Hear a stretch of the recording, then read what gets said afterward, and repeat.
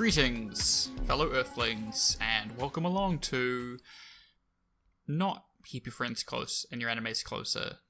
I mean, it kind of still is. It still has the same three guys, although the other two aren't here at the moment. This is Under the Kotatsu, a little bit of a look behind the curtain, if you will, where if Robert or Curtis or I have something that isn't related to the show that we're watching that we want to talk about in a little bit more depth, we bring it under the Kotatsu, we get nice and cozy, and we just have a more free-form discussion, because in Robert's own words, I know nothing about anime. So that's what we're trying to address this episode. So, me knowing that Robert was still very, very green, I went away and I found some terms that I think are common in most anime, and I decided to give him a crash course on some of those terms. I know that we missed a couple, and I referenced that we missed a couple a lot, but that's just going to be room for another one of these. So, yeah, let us know if you like this kind of stuff more than the show kind of stuff. Feedback is appreciated. On with the show. So I'm Joel from Life. From what? I don't know where you were going with that. I don't know. I'm Joel. You may remember me from such podcasts as Keep Your Friends Closer and Your Enemies Closer and The Best Ever, a podcast that ran for literally 3 episodes. But it was the best ever. It was the best ever. Joel is our anime sensei. He knows most about anime. I'm Robert. I'm your anime noob. I don't know anything about anime at all. I'm Curtis. I have an interest in anime and such. Also, me knowing the most is relative. I don't feel like I know that enough or that much. You've seen more than the average person has seen. Do you want to know what that number's gotten up to just recently? Yeah.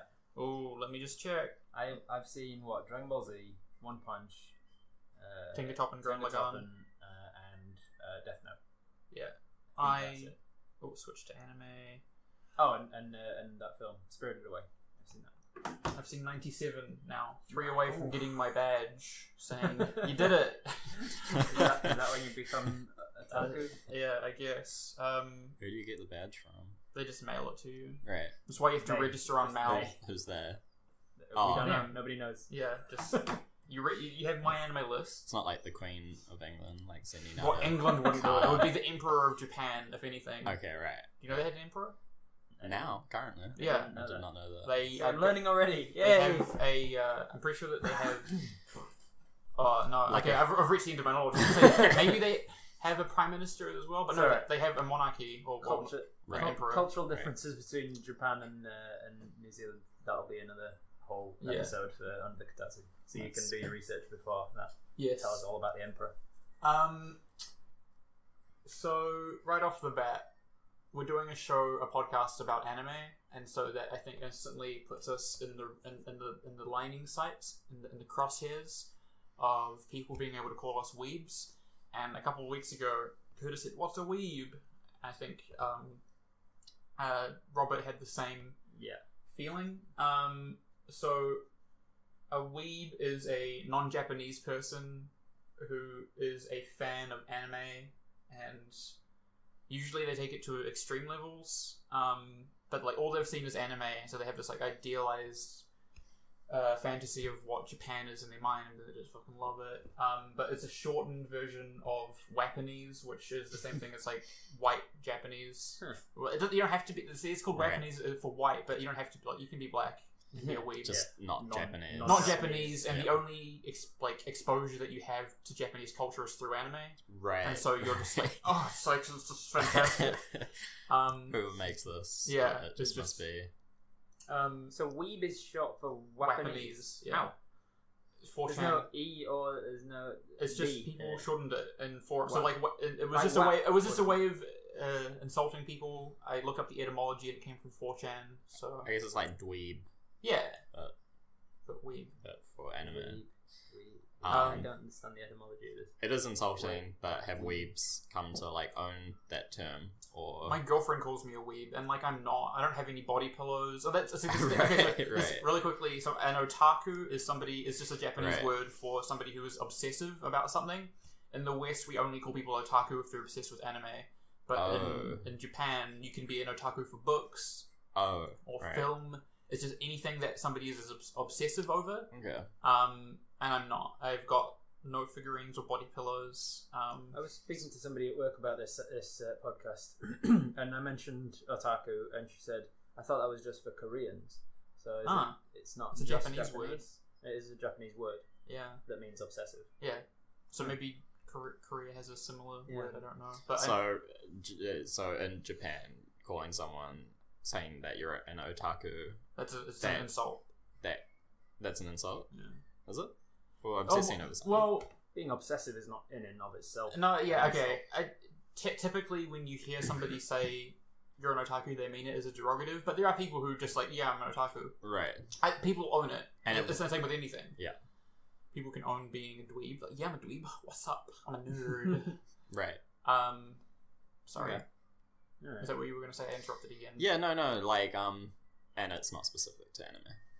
It doesn't have to be specific to anime, but in the West, Right. Okay. because it's Japanese and we don't really get much Japanese culture outside of anime, we associate it with anime fandom. It would have very little sense to call somebody an otaku if you were saying they're obsessed with rugby or something. Yeah.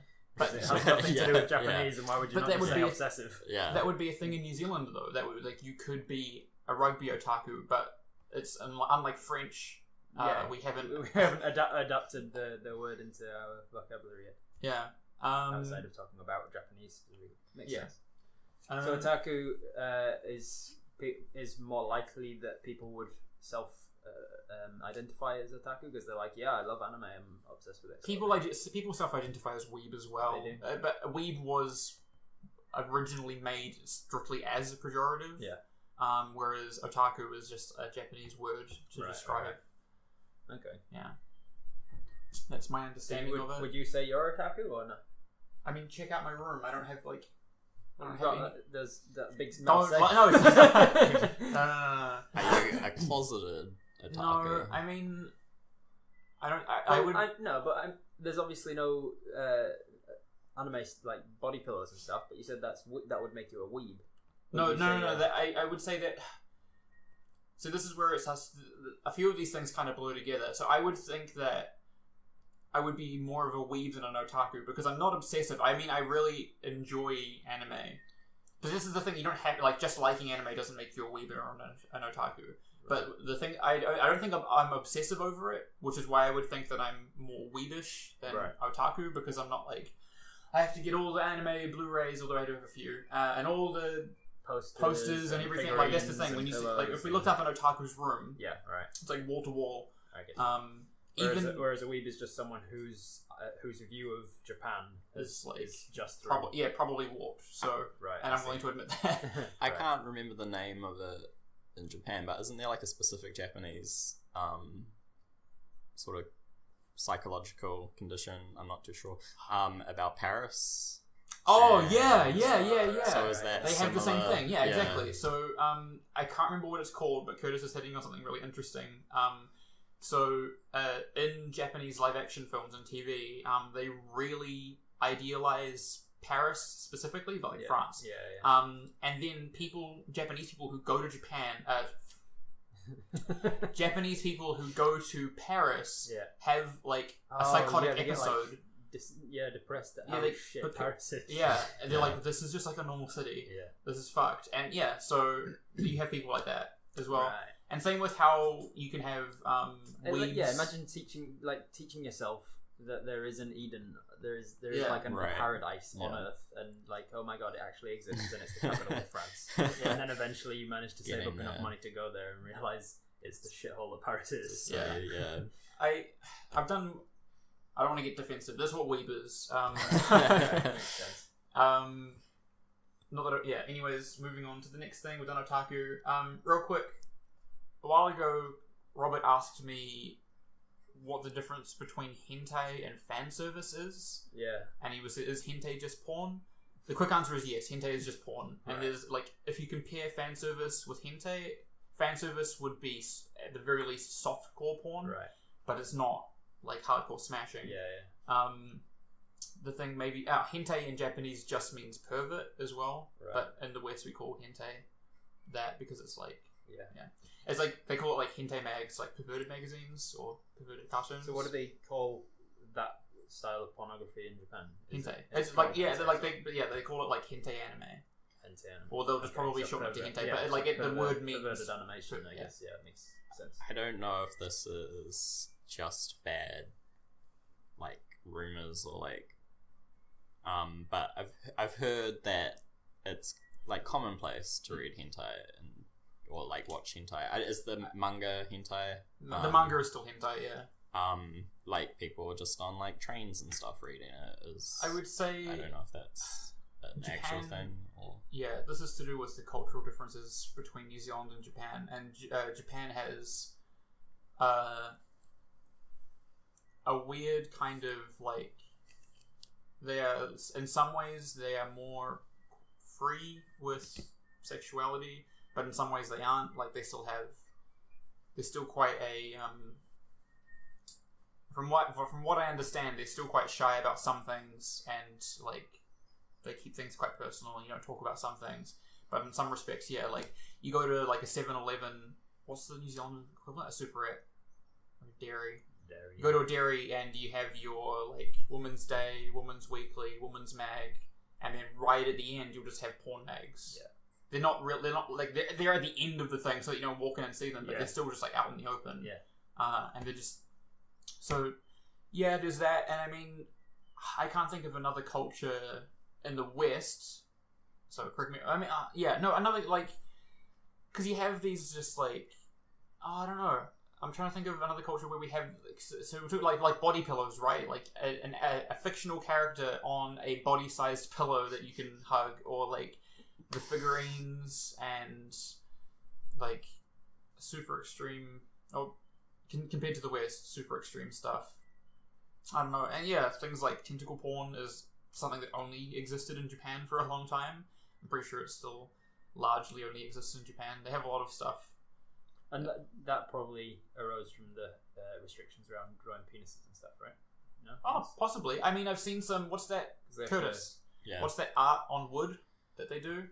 Japanese wood prints. Is it like Yukio? I'm bad at the Japanese wood prints. Yeah, Japanese wood prints. I saw a Japanese wood print of a woman having sex with an octopus. Right. From like 1800s or 1700s. So yeah, so I was reading this book and I think it's got Japanese wood prints from like the 1600s to the early 1900s, and the book itself didn't have many prints, but it would mention that most of the artists would do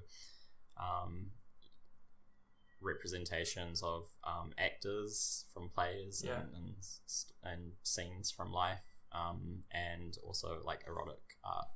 Yeah, and that was just quite common. So the reason why Japan has this weird dichotomy of being sexually free but also at the same time kind of restricted, that only ever came about from when Western Christianity came to the country. They were like sexually free, more free. Like they didn't like being gay was pretty common in Japan, right? Or accepted at the very least. Yeah. Not common, I should say, accepted. Yeah. And then the West with the Christianity came in and they were like, cut it out, the devil's gonna get ya. Stop that. Yeah, I remember reading that. So there were like prostitution. Yeah. That was free. Until like it's free. Free prostitution. Damn. Yeah, they had like brothels. And that was totally legal. But around I think like late 1800s is like in Edo. The Edo period. Yeah. The Edo period. Is when they like banned all that. Interesting. Yeah. Did you used the term fan service? Do you want to describe what that is? So fan service is what people think of when they think of what some people when they think of anime, they think like panty shots on little girls and groping boobs and just like really weird revealing outfits and big bouncy boobs and stuff. Running. That's fan service. All of that. That's all fan service. Right. Some people think of that, and that'd be right. Well, yeah, not in every series. Yeah. Yeah, there's not a lot of that. There's not any of that really in Dragon Ball Z. You don't. Well, you had Master Roshi grab her butt. But I mean, that's nothing. So that's him being a pervert rather than you seeing her big juggly tits. Yeah. Real quick before we move too far on, The man-on-man gay porn, or hentai, in Japan is called yaoi, and girl-on-girl porn is called yuri. Just in case those words ever come up. Yaoi and yuri. Just because I have them written down. Specifically, homosexual porn. Homosexual hentai porn. Homosexual hentai porn between two guys is yaoi. Homosexual hentai porn between two girls is called yuri. There's a bunch of other words, but we don't need to get into hentai. So fan service. I'll come back to fan service because I've got a genre that is to do a lot to do with fan service. Okay. So we'll come back to that in just a sec. But I want to try and get through some more broader terms before we talk about genres in anime. So there's the senpai kohai relationship, which is senpai is just an overclassman. That doesn't sound right. Upperclassman. Overclassman. Senpai is the upperclassman in a high school, and kohai is their underclassmen or the freshmen. And the relationship is supposed to be like a kind of mentorship where the older guy shows the young one, or the older girl shows the younger one the ropes. And it's just a common trope in slice of life high school anime. But the relationship tends to continue even outside of high school. So if you bump into your senpai outside of high school, you still call them senpai out of respect. Like there's a bit of there's a bit more respect for elders in Japan than there is currently in the West, I would say. So that's commonplace to have a senpai in school. It's a cultural thing. Are they assigned? That I don't know. I don't think it has to be assigned. It's just anybody who's an upperclassman. And it's got nothing to do with gender. Nothing to do with gender. So you don't necessarily just have one. No. Yeah, everybody who's up it's anyone that you interact with and is a mentor. I've seen not a lot of anime, but I have seen the senpai character. It's usually male, from what I've seen, right? You've seen Welcome to the NHK? Yeah. Yeah, she's female on that, remember? His senpai in that is a female. Oh, yeah, no, that's right, yeah. Yeah. It just might be... that does happen. Yeah. Yeah, okay, right. And does it only really start in high school? Yeah, it's, maybe it can start in middle school, so they have middle school instead of intermediate. Their high school is only three years. And it's kind of like if you're in your final year of your high school... Or even second year, and somebody is in their first year, you don't have to be... You're expected, you just know that, well, as soon as you get to second year, you're now senpai to all the first years, but you're still kohai? What was it? Kohai to people above you, Kohai to the people of the third years. Yeah. Okay, that makes sense. Yeah, so that's what that is. It's just putting words to respect your elders kind of thing. Yeah, it's to do with that whole cultural thing that they have. Respect those people who are more experienced and presumably wise. Presumably. Yeah. Almost done with the list. Last one that I have, and I know that I've missed heaps. A hikikomori or a neat. Although the two aren't necessarily... Does neat stand for something? It does. I'm going to explain what they both mean. So we'll go with neat first because it actually translates into English, which is not an education, employment, or training. And a hikikomori is a Japanese phenomena where, so typically, what happens is when you move out of home when you're like 18 or whatever in Japan, your parents will give you an allowance. And because your parents are giving you an allowance, and people don't know what is exactly causing it, but like breeding general anxieties, and because people are getting money from their parents, they don't have to work, and so they just stay at home and they become socially reclusive, and they just withdraw into themselves and develop pretty bad anxiety. As far as I know, it's pretty much exclusive to Japan just because the culture facilitates it. Like, I'm sure that you could be an American hikikomori if your parents were paying for you and you didn't have to work and then you just withdrew, but it's a phenomenon in Japan. I think it almost became an epidemic a couple years ago where there were a lot of people doing it, not just men. Women can be a hikikomori as well. And then obviously not in education, employment, or training ties into being a hikikomori. Because you've just finished high school and you don't know what you're doing, kind of thing. Yeah, and you're not in training, you're not in employment. The world can be fucking terrifying when you're suddenly an adult and you're not ready for it, I guess. Yeah. There's an anime about it. I really enjoy it, called Welcome to the NHK, and it follows a hikikomori as he tries to get his shit together, kind of. and it kind of explores that a bit better. It's based on a book and a light novel, where the anime has a pretty uplifting ending. The book does not have a good ending.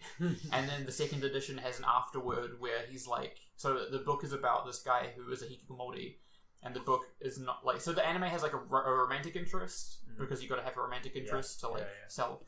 But in the book, it's really just this guy doing like a legal version of cocaine and going out of his mind by himself in an apartment and hallucinating, and just like knowing he has to get his shit together but being too scared to do anything about it, and just like this endless cycle. And so he starts writing a book, and it's all basically autobiographical. Yeah.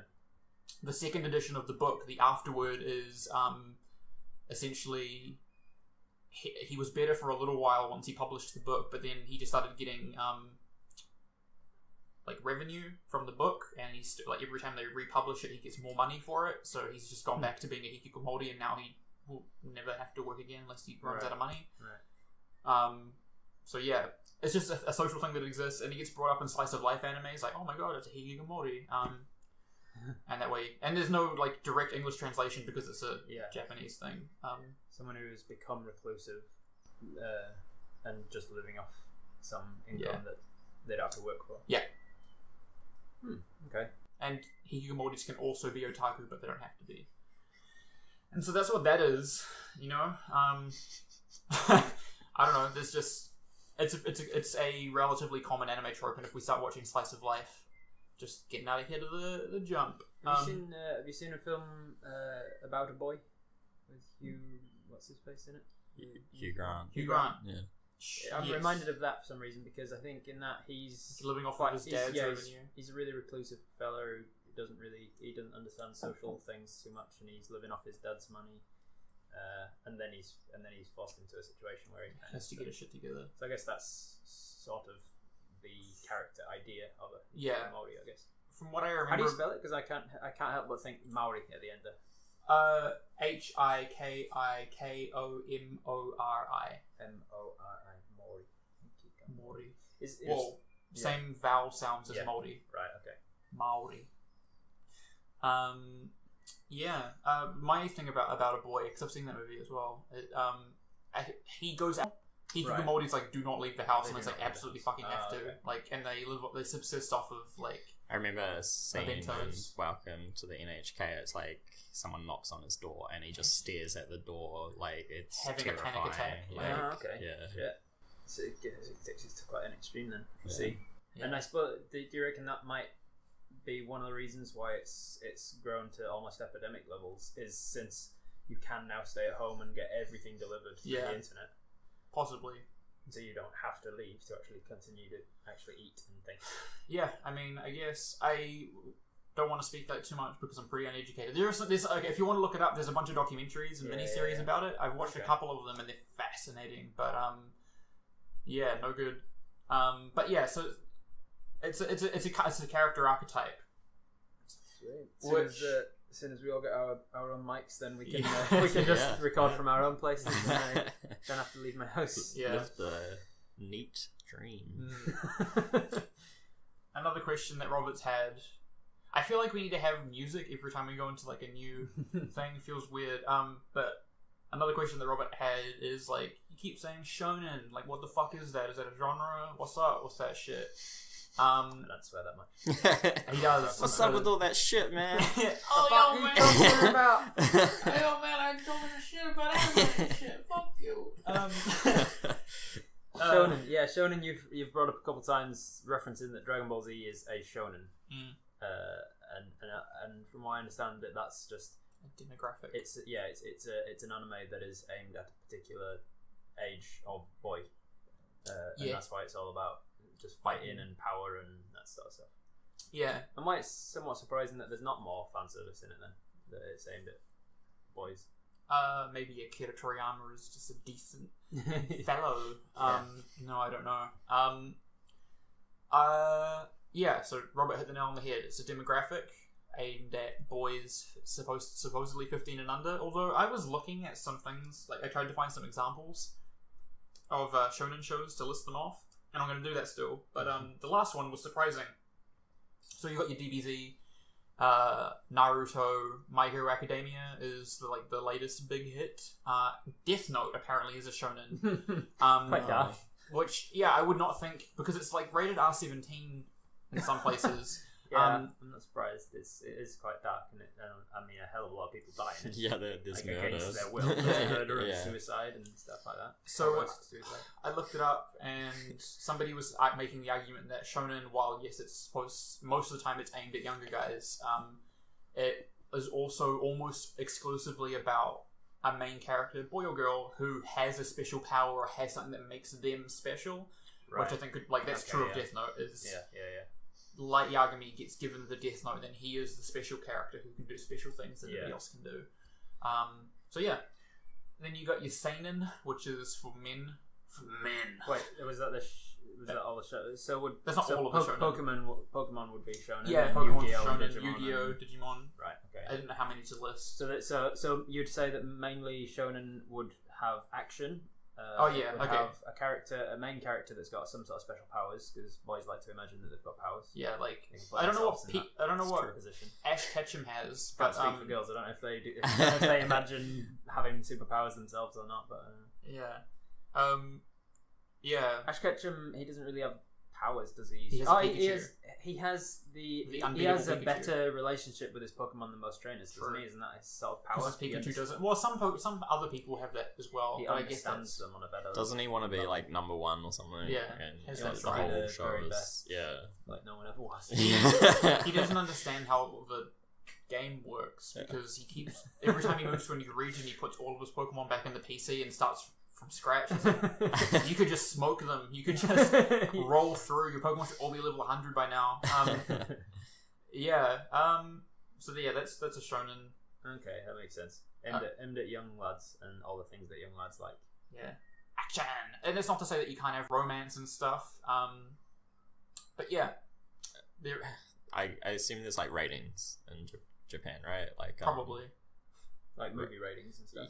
Like PG and right. I would assume so. Yeah, so these so Death Note would be still like R16 or something. Yeah. Presumably. These are all because these ratings come from shonen just means young boy in Japanese, and there's a magazine, and we've kind of talked about this I think in the main podcast, but there's a magazine called Shonen Jump, which is I think it's the main weekly shonen magazine, where it just prints one chapter from a bunch of currently running manga. Right. Like One Piece is in Shonen Jump, My Hero Academia is in Shonen Jump.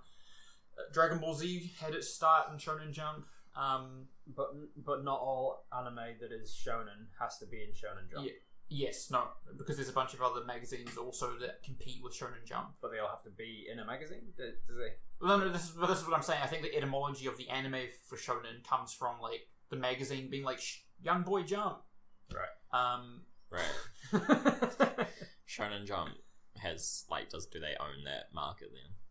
They dominate it. They don't own it. There's like I said, there are competitors, but Shonen Jump is the king who has lived for as long as. Wait, I've just realised jump isn't a Japanese word. What's the deal with that? They pick up English words all the time and they run with them. Have you not? Okay. We haven't seen enough anime intros to see that they'll just drop in like a sentence in English. I do find it funny when I'm listening to someone speaking in some Asian language and then all of a sudden they'll be like helicopter, and then just like because they don't have a word for it. Yeah, I guess so. It's just the way the news goes. Yeah. So Shonen Jump is the largest of the shonen manga magazines. Yes. Are any mangas just published like separately on their own? They can't afford to do that. Okay. And because they're usually just one or two people making that manga, writing and editing and everything, they can only afford to make one comic strip a week.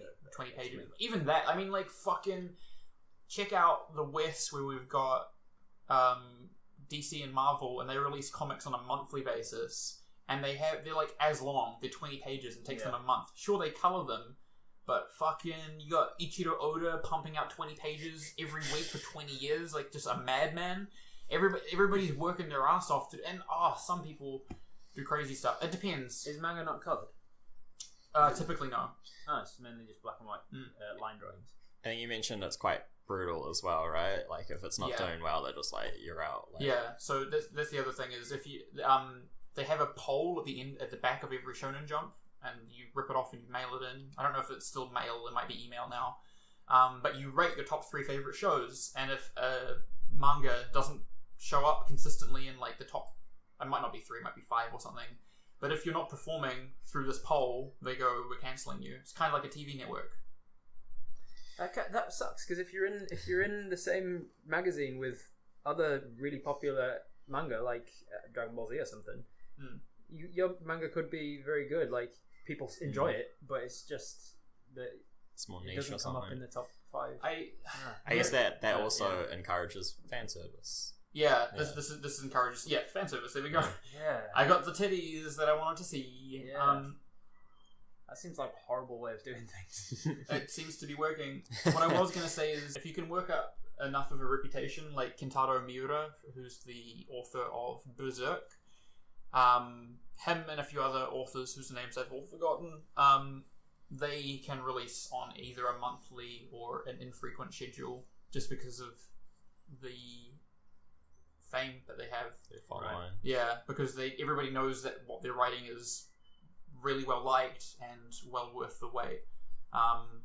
There's a few other I think the only other one that I know has a really inconsistent production schedule is Hunter x Hunter, but there's probably a lot of other ones that I don't know about. Are they animes almost always based on a manga? Yeah, almost always, but not always. But not OVAs are a lot less frequent. What is original video animations? Right. So if it's based on a manga, it's just called an anime. Right. If it's an original, it's OVA or an ONA now. Like Netflix has its own original net animation it's supposed to be, but mostly the Netflix. Yeah, so original stuff that is just anime is not as common. Tinkertop and Gurren Lagann is in an OVA. Oh, there's no manga version. There's no manga version of it. Does it ever happen that it goes the other way? Yeah, it does. So there's people making manga for things that were originally OVAs. Yes, although I've never gone back and done that because that seems odd. Yeah, but it seems to be a Western thing, right? They do that quite a bit. Making a book out of a movie. They make comics out of animated movies and things like that. Oh, like The Simpsons has got a comic. True. Yeah. I guess. I'm not sure if that's which side has more of that than the other sides. Yeah. So there's Shonen Jump, and then there's a few others as well. And like, if you get published in one of these and you do well, then you keep going. And eventually, once you do well, some TV production company will be like, let's make this into an anime. Yeah, because it's already got an existing fan base and we can bank on it. Okay, yeah, that makes sense. Yeah. If you're going for an OVA, you don't have an existing fan base, and so it's more risky. When there's just like however many hundreds of people writing manga in Japan, then you can go, that'll appeal to a few thousand people. We'll just bash it out, 6 episodes. Yeah. So shonen is what, a genre, a class? It's a demographic. It's a demographic that has artistic similarities and motifs, I think, is the best way to think of all of these demographics that we're going to go through.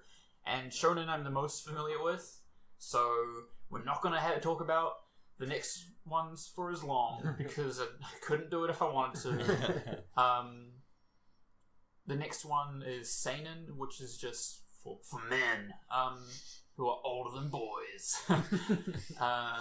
And just typically it's darker. It still has a lot of the same focuses, but they'll deal with darker storylines, or more mature storylines as well.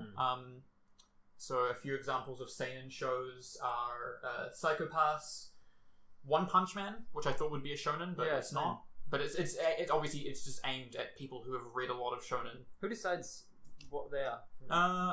The author? I don't know. Because surely the demographic that actually watches it would decide what it is. Well, by that definition, Dragon Ball Z would be a seinen, so... Because most of them are adults. Yeah, I don't know. I think it's artistic style. It's like an artistic movement, right? Because you can intend something to be, this is going to appeal to young boys, and then it turns out that mostly adult men watch it, and then surely that would change it from such shonen to... This is why I think seinen. You look at them... First of all, you look at them as a demographic, but then the second thing you do is you look at them for what artistic motifs they have. Like, you can look at Dragon Ball Z and you can see that it's like these other shows that are in the same genre. like Naruto and Bleach and One Piece and etc. Which is why One Punch, to me, seems. But it's a parody of those shows, and so it's Death Note seems sane. I guess it's like timing, right? Like One Punch 20 years ago, wouldn't have existed. Well, like it wouldn't appeal to a lot of people because like this generation of young men didn't grow up with DBZ. You know, like right. I see. It's like DBZ. The jokes was a shonen. Yeah. And a lot of like adult people who watched it as a kid watch it still now for like and then they watch they watch One Punch knowing that it's a rip on what so. They would have been watching as a kid. That's the thing is I think that the comedy of One Punch Man won't land on kids. Right. Like they might find it entertaining for sure, in the same way that adults watch Dragon Ball Z and get something out of it that kids don't, presumably. Kids watching One Punch Man would get something out of it, but not like, oh my god, this is like really well written. They're just like, fuck man, he just punched him. He punched him real hard and he exploded. But like, but then would you say that SpongeBob is aimed at kids? Because I'd say it's aimed at kids, but it's got plenty in it for adults. Same with like all Pixar movies; they've always got stuff in there that the kids are going to miss. Well, no, but this is the thing. It's not saying that. It's not like there's a gatekeeper who's going like, oh, stop. Let me see your ID. Over 15, get the fuck out of here. It's just a way of categorizing shows that have similar ideas and motifs. It's just that when you said that Death Note is shonen and One Punch is seinen, I'm thinking who's defining that? I feel like it's just supposed to be. I don't know, because I think Death Note should be a seinen, but whatever. It probably is those topics though as well, like more violent stuff. More, I think you mentioned that at the start. Like Tokyo Ghoul is one which is like has all the tropes of a shonen, but it's about ghouls, which are like little humans. Green ghouls. Yeah, little green ghouls. No, it's about ghouls and they look like humans, but they eat human flesh to survive, and so there's like the government's trying to hunt them down, and they've got these crazy weapons, and they cut people up. What's Attack on Titan? That's listed as a shonen as well, but fucking that show, you can't convince me that that's a shonen because Jesus Christ. Yeah, that's about giant titans eating humans. The first episode is a shit kicker, man. I'm trying out the manga, so I read the first chapter last night. It's terrifying. It's so good. It's so good. Is it horror? It's horror. Yeah. I think it's horror. It's listed as a genre. One of the genres is horror/thriller. Oh, wow. It's so good. I'm behind in the manga. Like, oh my god. Right. Oh my god. I've just realised we didn't, because I've seen Death Note and One Punch Man, we didn't explain at all what they are, but for people just retrospectively. One Punch Man's about a guy, it's sort of a superhero genre. Podcast. Superhero genre. The main guy, as you may have guessed from his name, One Punch Man, he can kill anyone with one punch. Literally anyone. He could even kill Superman with one punch. He's got like a punch that can kill anything at all, and it's about him just being blasé with the world now because nobody's a challenge to him anymore, and he's kind of like he's lost all of his purpose in life. It's kind of cool, but it's obviously a spoof on these Dragon Ball Z's where suddenly your power level 10 billion. Everybody keeps increasing in power until what's the limit? What would you do if you were 10 billion power and everybody else was 5? The show is called One Punch Man, but it ends up being a lot more focused on the secondary characters who have to deal with the fact that this guy exists. Yeah, it's good. It's really fantastic. We should talk about that for a one-off episode. Just gush over One Punch Man. Season 2's coming out. So yeah, I've heard. Death Note is about a guy who finds a notebook lying on the ground on his school campus, and he realizes that it says on the front cover, any human whose name is written in this book will die, and he now has the power to write the names of people he wants dead. And so he starts out by killing serial killers and things, and murderers and rapists and pedophiles and stuff, and then he gets megalomaniac with his power, and it's about the authorities trying to track him down. It's really cool. Yeah, it's pretty well written. That's a whole other discussion, comparing Death Note to Dragon Ball Z when they have very similar writing styles. But we won't do that. So what else is it? It was shonen and seinen, seinen. So this is something that I wanted to touch on. So seinen also seems to have more diversity in its content that it covers. Right. So we've done Tokyo Ghoul and One Punch Man, which are action-y kind of shows. Then you have Psycho-Pass, which is like a crime thriller, which is really good. You have Black Lagoon, which is about a company man who leaves his job and becomes a pirate in modern day times. It's awesome. I didn't like it, but it's the kind of stuff that you can cover. It's pretty popular. Maybe check it out. You also have Monster, which is... Have I recommended Monster to you guys? No. It's about a Japanese doctor working in Germany in the 1980s, and then he...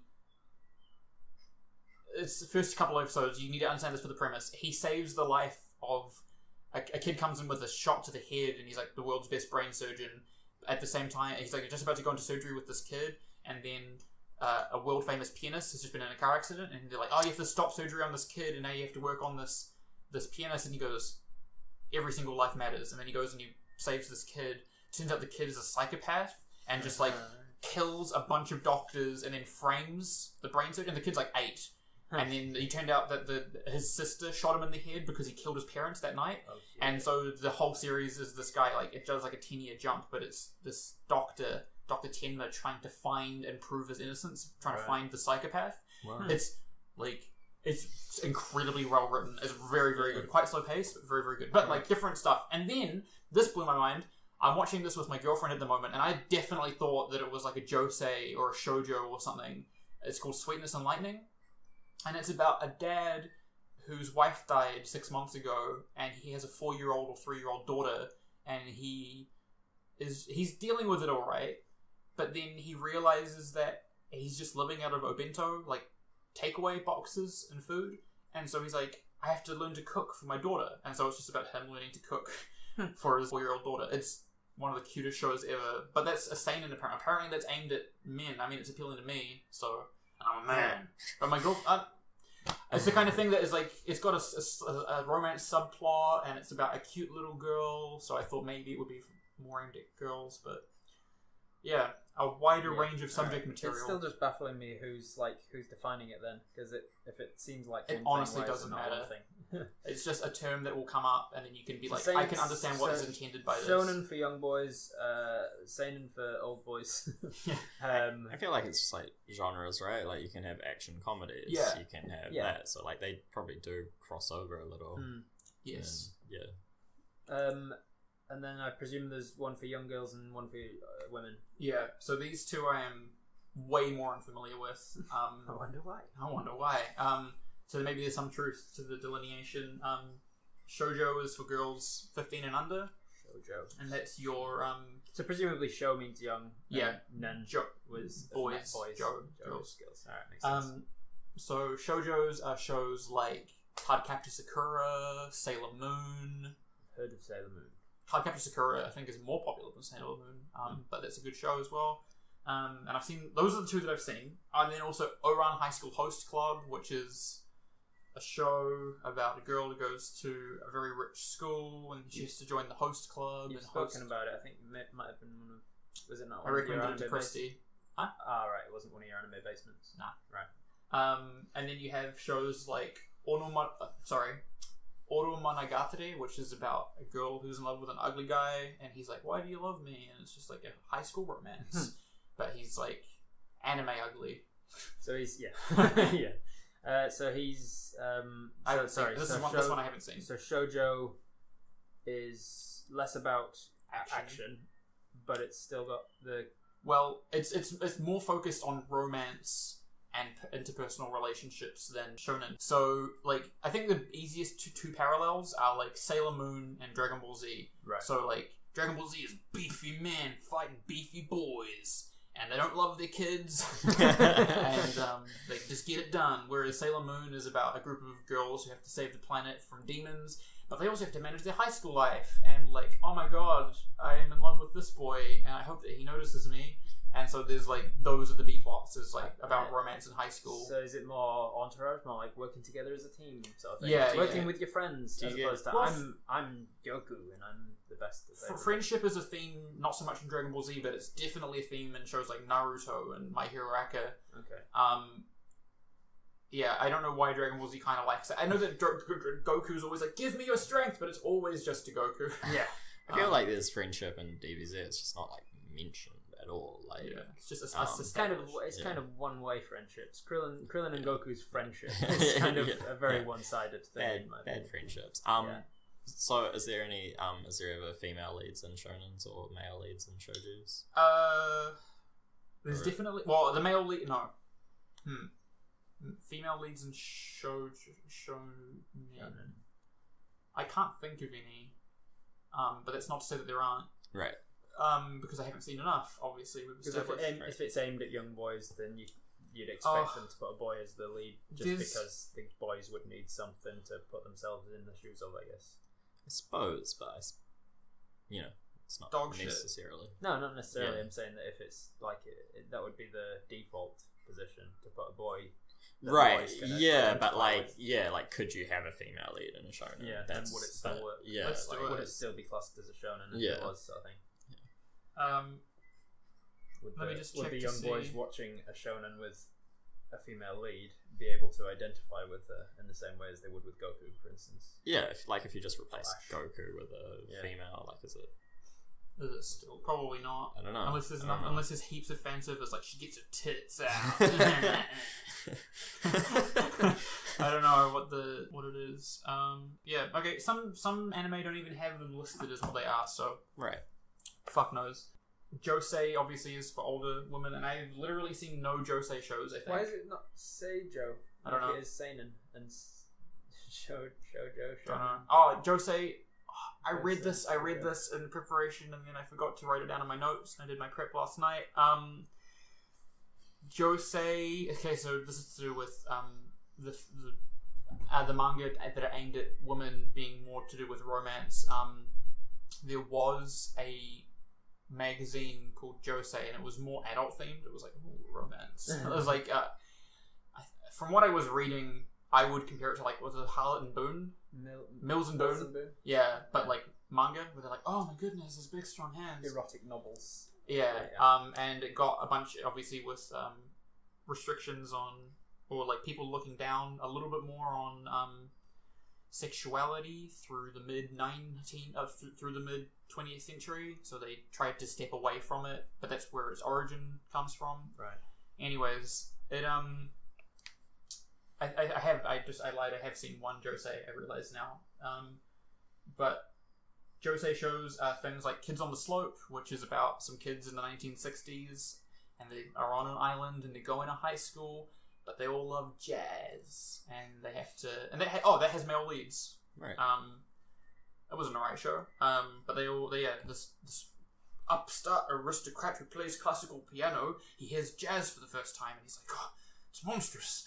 But then he learns to play it and he loves it, and they will bond over jazz music, which is alright. And then a show that's on my list that I haven't seen, Showa Genroku Rakugo Shinju, which is about Rakugo, which is a Japanese form of theatre where it's one person with very limited props kneeling on like a mat on a stage, and they perform every single character from a novel, but like from a Rakugo play. Like Rakugo plays are written specifically for Rakugo. Right. So it's about that, but also the romance in particular of people who all do Rakugo in the same kind of sphere. Huh. I'm pretty keen to see that because I would love to see a Rakugo performance. Actually, it sounds interesting. What is Rakugo? The thing I just said, sitting on. Right, sorry. One person on a stage. Yeah. Performing with very limited props, and they perform every single character from a play. Oh, they tell it. It's like they tell it like a story, but they change their voices for different characters, and they. It's fun. A one man show. Yeah, that's it. I do like one man shows or limited man shows where like two actors will play all the characters just with very limited costume changes. It's fun. And it's amazing how quickly you get into it, like how quickly you see them as that character just from simply putting on a scarf, and suddenly they're that guy. The thing is that they don't change costumes. They sit in their yukata or kimono, and they just stay kneeling the whole time. Oh, right. Yeah. Wow. Interesting. That's very different. Yeah. So we'll check that out. You'd think it would work as an audio play rather than just like going to see it play. From what I understand, they do move around a lot. Like they're very animated for what they're doing. Right. So we will check that out. So the last one that we'll mention is the Koromomuke, which is just kids shows like Doraemon and little kids shows like Teletubbies. Before you can differentiate their gender. Yeah, they're just all one. It is under. There's like shows Hello Kitty. Yeah, it's like kids under 5. Those kind of shows. Right. What was it called? Koromomuke. Koromomuke. I'm probably butchering the pronunciations a little bit, but I'm trying my best. And so it's mainly those 5 demographics. Yeah. Little kids, and then once they reach like 5, start going into shōnen or specific to their gender. Yeah. And then once they reach like 15, specific to whatever. Yeah, I mean, it's would you say, from what you know, there would be stigma around an adult male watching a shōnen then? No, because it's Dragon Ball Z. Yeah, right? but like in Japan, would that? Even there wouldn't be a stigma around. Well, you're watching a kids show. You're watching a show that is designed for under 15. No, not so much. They it's just a subculture in Japan. Like if you go to especially Tokyo, anime is like, because anime is a huge obviously it's a huge export in Japan. Yeah. So they're quite proud of it. But if you go to like Tokyo, Akihabara, there's just like huge billboards for it, and we've talked about Steins Gate and a thing that I cut out. But in Steins Gate, a time machine crashes into the NHK building, which is just their BBC, the broadcasting company. Yeah. A time machine crashes into the NHK, and they actually recreated the time machine and didn't crash it, but like they propped it up to make it look like it had crashed into the building, and they were like, "Look, Steins Gate's coming." They do huge promotions for anime if they think it's going to be popular. So it is a big thing then. It's a bigger thing than in the West. It's still a subculture. It's not dominant. Just like anime fandom. Yeah. Oh, okay. Do you reckon there's a stigma against adults here watching like SpongeBob or like Adventure Time and things like that? Of course. You reckon? Yeah, I reckon in certain, again, it meets certain cultures. Like not in my circles. Yeah, I don't run in circles where people would stigmatize you for watching any animated shows. Yeah, I don't know what real life is because I don't know. In certain cultures in our country, you definitely have New Zealand. You definitely have people who would be all up in your grill if they found you were watching Adventure Time, but not if they found you were watching The Simpsons. Yeah, for some reason they're different. Even though they're both animated shows, there's a difference in them. Yeah. I know that. Stop watching those silly colours and watch grown men colours throw a ball to each other. Yeah. Be an adult. I know that when I was watching Death Note when I was 15 or something, my mum came in and she was like, "Why the fuck are you watching cartoons still? Go outside and do something." And I was like, "Mum, it's not it's a cartoon." And then I tried to explain to her the plot, and I'm not going to do it again because we just did that. And she was like, "It's still just a fucking cartoon. Why do you care about it?" And she got really angry with me. So there's that. And then like I work in an office and I have like an Adventure Time mug because I was all into that. And people just don't get it, and they like pretend to ask you questions. This sounds really but like they ask you, and then they clearly just like, this is too far outside of the realm of things I'm familiar with. You're right, yeah. And I want to keep it at arm's length. Which is fine. So there's not that same stigma in Japan, you'd say? That like no, it's just kind of like, oh, you read manga? Cool, alright. But it's not the majority. No, it's not the majority. Right, okay. Not from my understanding. So in terms of Japanese TV that the West gets, it's usually anime and crazy reality TV shows. Those are the only two things that the West seems to import from Japanese TV. Does Japanese TV make lots of live action as well? Like yeah. So they make just as much dramas and comedies and stuff that isn't looks like it. I don't know about just as much because fucking the anime schedule at the moment is just getting out of hand. It's huge, isn't it? And so the anime in Japan is such a huge export that they have colleges that are entirely dedicated to voice actors alone. Yeah. So that they can just churn out the anime that they need. That's why you do dubs over subs. Yeah. Oh no, subs over dubs. Oh no. It's all backwards. So from what I could find, they have a lot of talk shows. They have a lot more game shows than we do. Yeah. They do have a lot more. And they have a lot of personality shows. But they do have live-action movies and live-action TV series. It's just they also seem to have the market for a lot more animation. A lot more than we do. Fuck, Cartoon Network in the West is so shit. Compared to, like, oh my god, just when you look at the production schedule that anime has, and you compare it with, like, the 5 shows that Cartoon Network has at one time, it's just ridiculous. We just don't output nearly enough. I guess we don't have the market, though, as well. Fuck it. Where's the market? No, okay, so up until very, very recently, like the past 8 years, anime was an export, but they weren't actively trying to make it for a global audience. Yeah. Now they are actively trying to make it for it. Right. It's like, now you will find shows that have been like, right, how can we appeal to not just Japan, but to the West?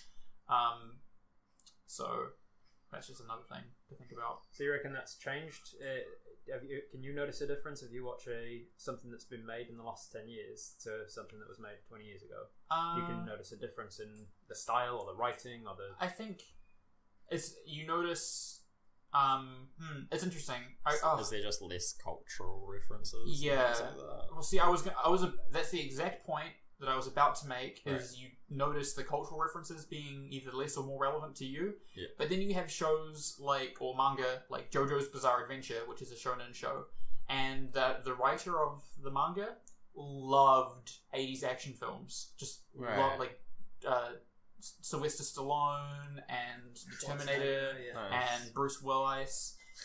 He was just a huge fan of 80s, and also like 80s rock and everything. Like, so that is just like rife with references to 80s action films and stuff. Like, all the characters are these ripped, buff, muscly dudes, and all like there's a character from each, like every manga series that he writes, and JoJo's is set like in the future, and it's following like the generational line of this family, but there's always one character who's named after a band that he likes. Nice. And I've just forgotten the names of them because I haven't read JoJo's, but yeah, there's always something and they're always Western bands. Right. So it does go both ways. We have influenced Japan, and they don't exist inside a cultural vacuum. Right.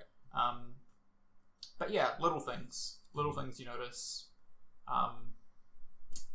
Here's a question. I have seen Avatar: The Last Airbender. Oh yeah. That I have heard from some people is like as close as the West has gotten to making anime. Yeah. Whereas other people are like, it's nothing like anime at all. Get out of here. Yeah. You brick-headed spastic. What is the deal with that? Is what would make it anime? Just being made in Japan? Like, it's not anime if it's not Japan. Did you have something to say, Curtis? No.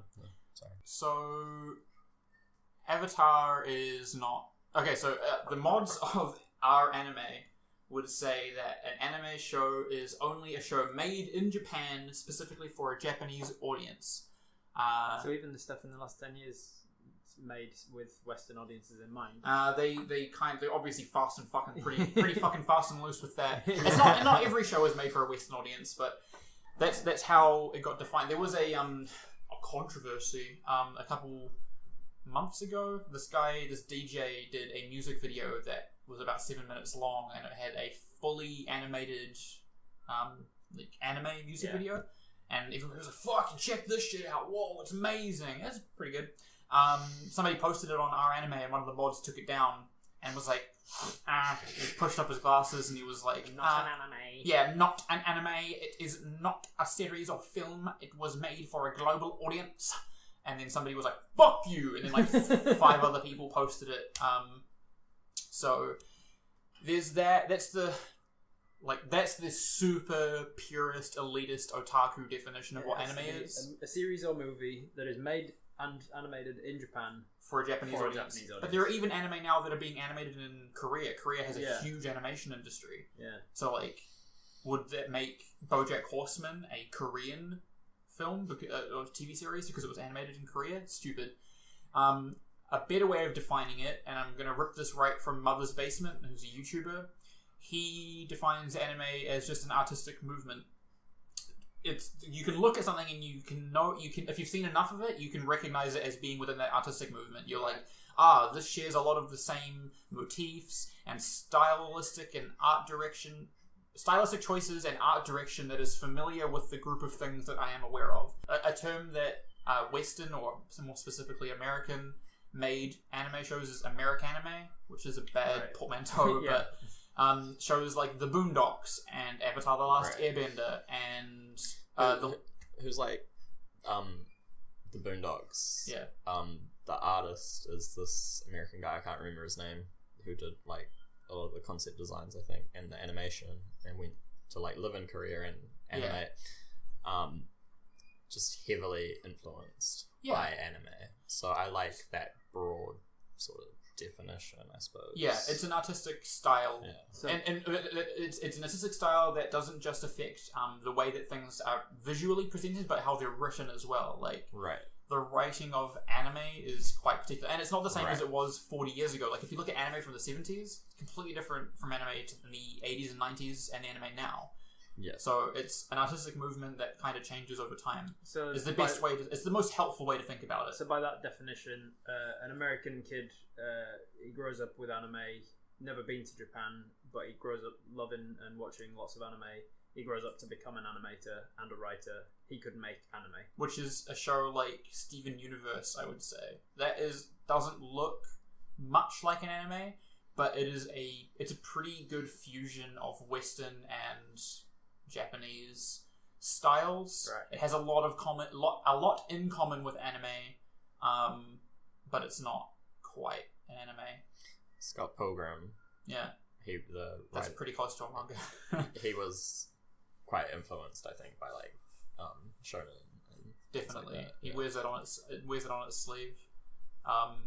So the answer is it depends who you talk to, what anime. It depends on who you talk to, but I think the most helpful way of thinking about it is as an artistic movement, because everything else is trying to fit it into too much of a box. But if you look at it and go, because like you can look at a painting and you can say like, oh, this is like partial Renaissance, but I can see the influence of 1920s German expressionism in there, and you can see that things are mixing. It just if you have to try and categorize it, think of it as a movement that is fluid, and that way it doesn't hurt your brain, and you're not being autistic trying to, that's bad, hang on.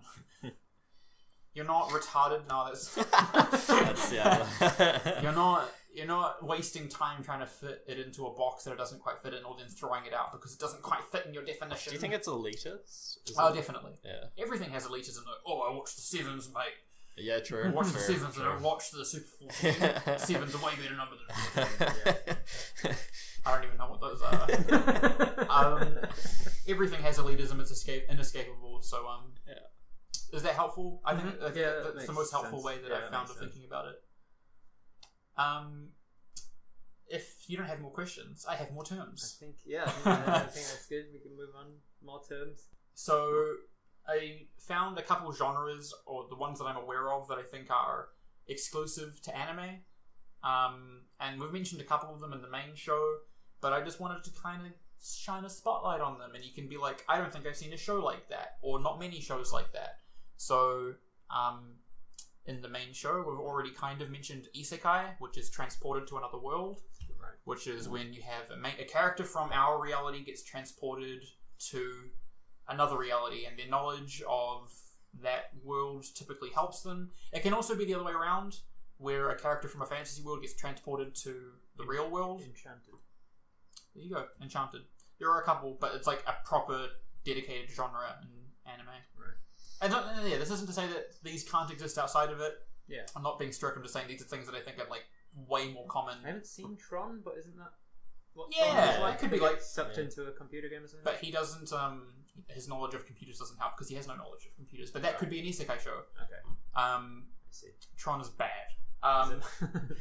What, both of them? I didn't like either. Okay. Maho Shoujo, which is magical girl animes, which this legitimately, I don't think that I'm probably wrong, but it's Sailor Moon, it's Cardcaptor Sakura, it's Kill la Kill even, which is the best one because I like that show. I've heard that. But it's where a girl has something, usually an item, that gives them magical powers. So in Sailor Moon, it's her wand. In Cardcaptor Sakura, it's the cards that she has. In Kill la Kill, it's her god uniform, Ultimate uniform. But yeah, and the thing that ties all of these shows together is the transformation sequence.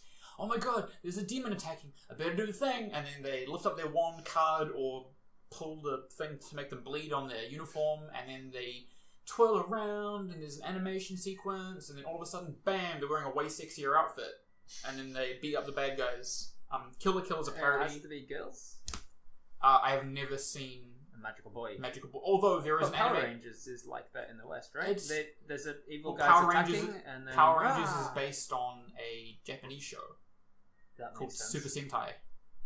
That makes sense. Yeah, Sentai Kyuru Rangers or something. I'm missing, but yeah, that kind of show is based on Japanese live action shows. And like even in olden days, like the early Wonder Woman, where there's someone attacking and she spins around and suddenly she's in her outfit. But think of shows that do that now still. Yeah, I'm not. This is again. I'm not saying that it's exclusive to this thing. I'm just saying it's like a particular genre. Other things can borrow from this genre, but it's like the whole Superman that because he goes into a phone booth. Yeah, no, not quite. It's not like on like pause the recording. Go look up Sailor Moon transformation sequence if you're not familiar with it, or Kill la Kill transformation sequence. Yeah, it's the thing that I'm really trying to hit the nail. Like you go, oh, they do the thing right. It's not quite artistically like what I'm thinking of. The way that it's presented is very particular. Okay. So we will look at that after we finish recording, but that's a different thing. I put down game/toy shows, which is like your Yu-Gi-Ohs, Pokemon, Yokai Watch, Digimon, and your Dungeon Monsters, but they are shows specifically made to sell toy. And like we do get shows made to sell toys. Like you get, was that Ninjago for Lego? You get a few of them, but like the amount of card TCGs that are in Japan, trading card games, like Yu-Gi-Oh is. I don't think that there's any shows like Yu-Gi-Oh where they have this crazy, like they build this whole system and tournament, and they try and make it exciting just to sell a trading card game. Yeah. And same with Pokemon, that's to sell the video games and the plushies, and then Digimon to a lesser extent because it's not as popular. And then you've said this before, but I always forget which one came first with the Pokemon. Was it the trading card game first, or they all started at the same time? Pokemon was a video game first. It was a video game first, and then they were wanting to make it into a trading card game, and so they made. No. They don't ever play the trading card game on the show. I'm using it as an example. They use it to sell plushies. Yu-Gi-Oh is a better example for the trading card game. And that one was a trading card game first? Or? I actually don't know about that one. I didn't research it. But the show was there as a financial aid to the trading card game. I'm sure they don't have mangas. They do. Oh, Pokemon doesn't have an official manga. It's had a few spin-offs. Yeah. I think there might be one that is mimicking the plot of the show, but the show is the primary source for canon stuff. Yeah. Yu-Gi-Oh has a manga that got made into the anime, so I don't know which came first, the trading card game, the manga, or the anime. I can't think of any. Digimon was a show first, for sure. I can't think of any examples of things. So specifically, like this thing, like Pokemon has 150 toys you can buy. Well, I mean, Pokemon you can catch. It's usually just like you make a show and then it's like, can we do merchandise for it? Yeah, the closest thing maybe we have is superheroes and action figures and Barbie. Like we get Bratz and Barbie dolls, but they don't have nearly the same staying power. Yeah, Barbie was a doll before it was anything else, I guess. But we just don't have the same amount, maybe. Something that is a toy or game first, and then they make a show to promote it. Yeah. I'm sure there are examples. I can't think of any. Yeah, well, Barbie is one. Yeah. The other thing is harem/reverse harem shows. If you know what a harem is, self-explanatory. Yeah. Sorry, just on the games. Transformers, things from like the 80s, True, yeah, Transformers would be one. Who's the fighting Action Man? Or Action Man. what's the American G.I. one? Joe. G.I. Joe. Yeah. So we had those, but we don't have them anymore. They didn't do well, probably. I don't know. Yeah. Obviously not because they're not still around. Yeah. I feel like I saw some of the Action Man cartoons. I can't remember any of them. Maybe I'm just thinking of the... They do like 3D Street ones Sharks? Yeah. Holy shit, do you guys remember Street Sharks? Yeah, Street Sharks. Oh my god. I Yeah. No, so like we have them in the West, but I feel like they're just more prevalent in Japan. That's the reason I'm bringing them up. Yeah. Cool. So a reverse harem/harem show is a show where there's one character, male or female, and they are surrounded by people of the opposite sex who want to fuck them. The setting can vary. Most of the time it's in high school. It's like I was just a high school boy. I didn't care about anything. And then my sister, my childhood friend, my senpai, and a bunch of other people, they all started throwing themselves at me, and then they have to make a choice. And the comedy comes from him being indecisive or like confessing but then misunderstanding. And it's like, oh, wacky. There's also shows like RE0, which was really popular in 2016, where it's an isekai show, but it's also a harem show. He gets transported to a fantasy world, and Sword Art Online I think has this as well. But he goes to the fantasy world, and there's a bunch of girls who they all want to bang him for some reason, even though he's kind of boring. And then there's shows that take it more seriously, shows that flip it on its head. But that's just I can't think. This is one that I legitimately couldn't think of, even like because Barbie I thought of for game shows, but like think of a show where there's just one main character and then there's like 4 or 5 other secondary characters that all want to fuck him or her. And that's sort of the premise. That's the premise. That's the meat and potatoes of the show. That's the romance. They've got 4 or 5 different romance leads at the same time. No, that's the premise of it. I don't know. Do they have? Do you ever have homosexual ones? Homosexual harem show or? I think so. This is the thing. I don't think there's that many homosexual, like gay or lesbian. If you're lesbian, you're gay. Yeah. If you, sorry to break it to you. I'm pretty sure they know. Yeah. It's a thing they've established. I don't think that they have as big a market for gay stuff in the mainstream, which is kind of sad. Yeah, I haven't heard. I can't think of any gay harem shows that come to mind. I can think of gay shows that come to mind. Right. But so there are shows that by which you mean there are gay characters, or it's aimed at gay people? Well, both. Fair enough. Yuri on Ice is really popular, and that is they never actually say that they're gay, but they're so gay. Right. They're just like they're very gay. Yuri on Ice is alright. Yeah. Yeah, I can't think of any harem shows in the West. Moving on. Well, if you think of a harem show in the West, let us know and we'll try watch it. Then there's the mecha show, and I've already talked about mecha shows, Super Robot and Real Robot shows. Super Robot being, we get into a big robot and we fight an alien force and we're definitely the good guys, and Super Robot shows just being, instead of being soldiers in a battlefield, they're soldiers in robots on a battlefield. And those are a lot of fun. I love mechas. Also, I found out that mechas are primarily made, the designs of them, to sell mecha models. Right. And that people have attributed the reason that mecha shows aren't as popular or aren't as common anymore is because nobody has the time to sit down and build them. Yeah. So mecha shows were like losing money on animation but making back the money on selling products. Oh. But now people aren't buying the products, so they're like not as popular anymore. Interesting. But that might be nothing. That might not be true. The only mecha sort of things I can think is Transformers don't count. Yeah, Transformers doesn't count. There's like mech suits in the Matrix. Don't count.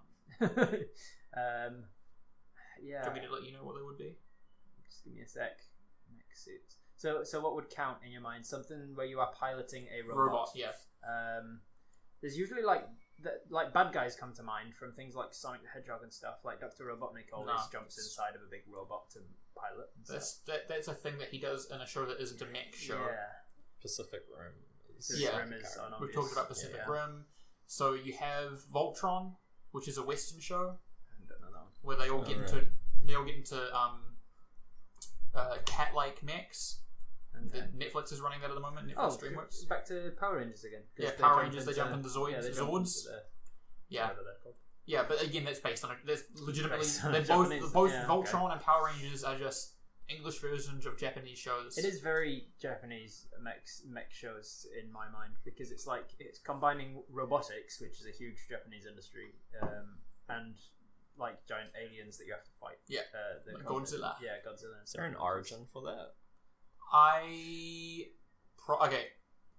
I've mentioned that we recorded this one before, and I just said stuff like with full confidence, like yeah, I know it. And in this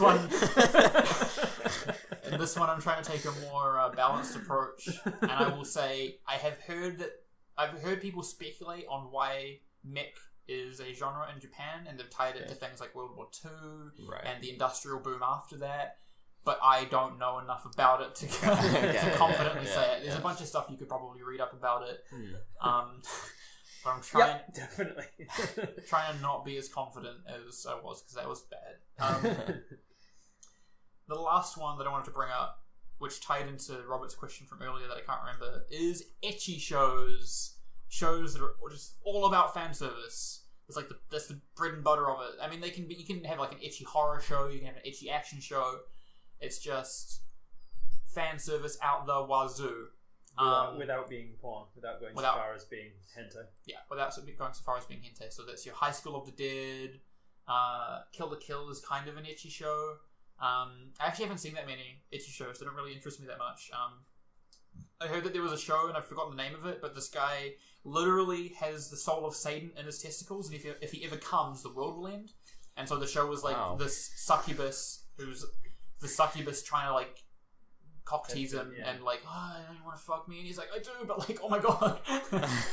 So there are shows where it's legitimately the premise, and then there's other shows where there's a funny comic strip, Oglaf, and one of the things is if he comes, the little sploosh makes like a little monster that runs off and tells his master, he's like a slave, I think, and it runs off and tells him he's been wanking, he's not allowed to wank, sort of thing. And gross. It's a comic strip that's very adult in its humor, and it's very sexual, but it's funny as well. That would be an ecchi comic, I guess. Okay, yeah, that would make sense. And then Robert also asked what a lolly was, and a lolly is just a girl who is like 14 and under. That's what a lolly is. They got a flat chest, and they're a little girl, and usually they're sexualized. We could speculate on why that is, but I don't know. It's just a thing that exists.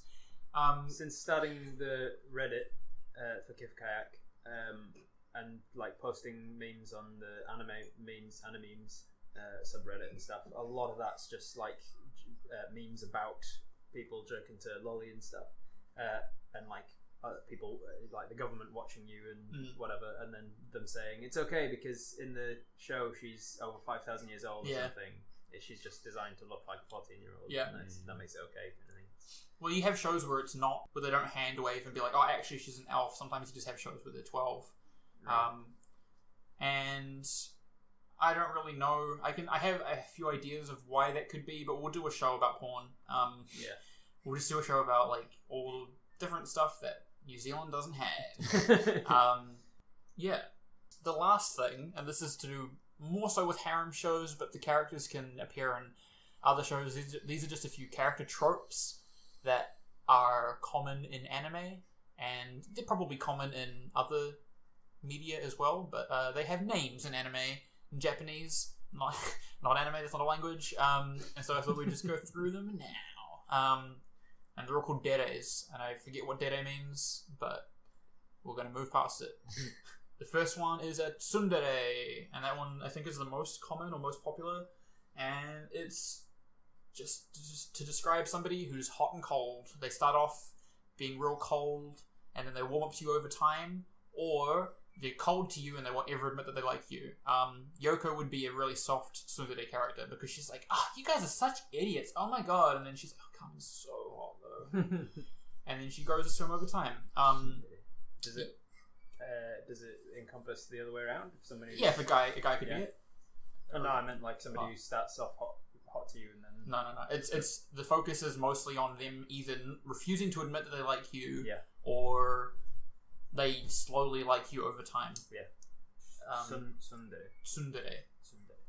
Then you have the opposite of that, which is a yandere, which is somebody who is... They say yandere is loosely translates to something like love struck. They are obsessive over you. I don't think we've seen a show with a yandere yet. What's the name who's obsessive on like Yagami?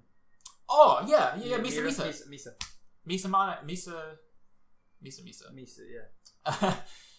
Yeah, she's a yandere for light. Yeah. She's just like, oh my god, I love you so much. Sometimes a yandere will take a dark turn, and you got to watch out for that. If you're being followed by a yandere, they'll become obsessive to the point where they try and harm you, because like, you don't need to spend time with these other girls. Just spend time with me, or boys, whatever. But that's a yandere. A kudere and a dandere. They are both really quiet and keep to themselves, but for different reasons. A kudere is quiet and keep to themselves, but because they're just like completely logical, very intelligent, they're just like, yes. Like if you talk to them, they'll give you a really quick response, and they're like, this is the most logical outcome of the situation.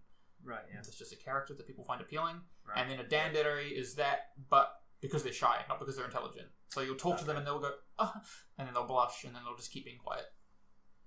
Trying to think of examples. I don't think you've seen any shows with dandere or kudere. I'm a dandere.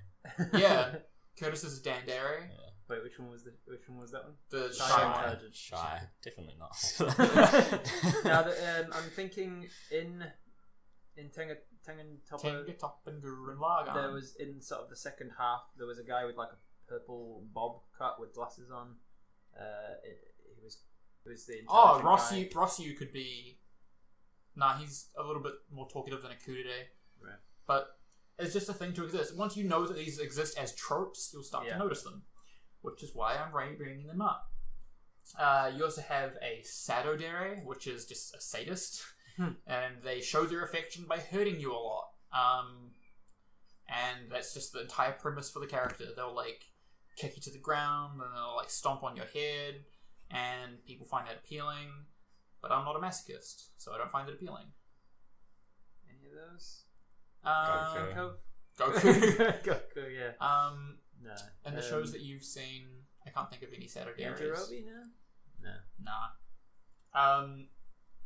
Then you have the Genki girl, or the Dere, and they're just really pleasant and upbeat, and they're super happy all the time, and they're also very naive. That's the key trait, is that they're naive, and people will use their naivete against them. So like in a harem, when you've got a bunch of different of these, all of these tropes all mixed together in a maelstrom, the Dere girl is usually the best girl, and they'll all manipulate her so that she doesn't get to be with the boy, because she's like, oh, I've been tricked, and then they'll be like, oh, did you hear what he said about you? And how can you be so mean? Misunderstandings, laugh track. And then the last one is the Himedere, which is a combination of the Kudere, the Tsundere, and the Seidodere. It's just that they're rich. So they're like hot and cold, they like to punish you, and they're super rich and like princessy. Wow. Yeah. That's a very specific It's really specific, but it's a trope and it happens enough for it to be a thing. What is it called? Himedere. Himedere. So it's someone who is cold to you but won't admit it. They won't admit that they really like rich. you. And they'll hurt you. And they'll hurt you. Because the Seidodere admits that they like you. Makes sense. Yeah. Seidodere will admit that they like you, but they just show their affection in a bad way. Right, okay. Whereas the Tsundere won't. So this is like it's like when the Tsundere and a Seidodere have a baby, and then they're also rich. They're also rich. Yeah, so those are just some, and mostly female, but not exclusively. Those are just some character tropes that are common in anime. Cool. Good to know. That's Bizarre. like, yeah, that's interesting. They have names. Like, and that, like, two of those are I don't know the right word, like sadistic or sadistic. yeah, Yeah. like I don't know. That's interesting that it would come up that yeah, in Japanese culture that they have made these animes, and for some reason these tropes have been utilized again and again. Yeah, like, what does it say about someone that likes them but is cold to what does them? it say Someone about that hurts, shows their love by hurting. Trope. What sort of character tropes do we have in ours? Our West. Yeah, our shows. There's probably a Quora article about it or something. I'm not sure. You got your Ross. Your Rachel. You've got your like your. You got the smart nerd. Yeah. We could speculate on this is another podcast outside of the Kotatsu on a table. There's definitely temperatures. There's definitely hot and cold happening a lot in shows, I feel like, for personalities. Yeah. That might be like the first episode of meeting someone or something, but not for an entire season. Yeah. I don't know. It's a thing that exists. That's cool. And I feel like this might have been helpful if I just brand new to anime and you didn't know where to start looking, you didn't know to type in dere or character tropes. I know that there's some stuff that I've missed, but I feel like I've covered all the most popular or common, at least, terms that come up. I know that I've missed some. But yeah, I hope that somebody found this helpful, apart from Robert. I found it really helpful. Somebody listening in the future. For sure. We've got listeners who are new to anime as well, and they'll find this useful so that they understand what we're talking about when we talk about show. Do you reckon that Regis will listen to these, or you reckon he's like a mainstream kind of guy? Doesn't go on the spin-off episodes? I reckon he'll listen to every one of them. Shit. Yeah. So let me recap. We've got a show for babies that I don't remember the name of because it was quite a long Japanese name. We've got shōnen for boys. Koromomuke, that's the name of the Koromomuke for babies, for children, young kids, I guess. And then we've got shōnen for young boys, and then we've got seinen for men, shoujo for girls, and josei for some reason backwards for women. Those are the genres. The demographics on the genres. And then we've got all sorts of genres. What have we got? We've got mech genres and magical girl genres.